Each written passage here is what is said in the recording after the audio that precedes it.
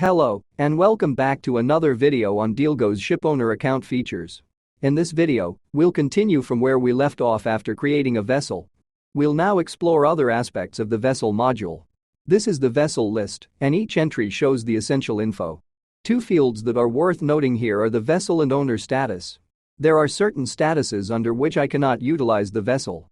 You can find all of them listed in the documentation of this page here. I can click here to check all the details.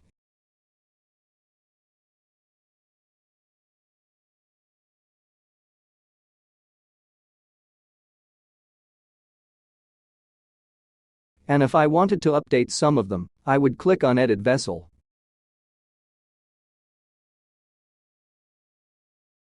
This button is a shortcut that takes me to the open position creation page with this vessel selected. This is for checking all the contracts under which the vessel is managed, and currently there are the original owner and my company.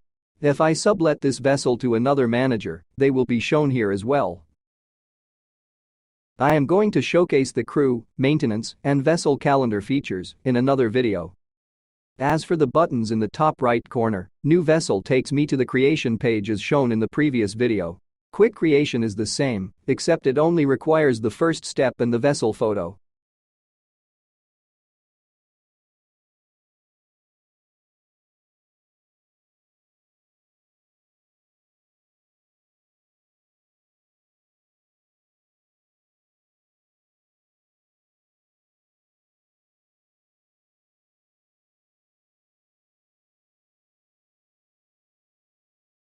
I can add IMDG codes and certificates as well.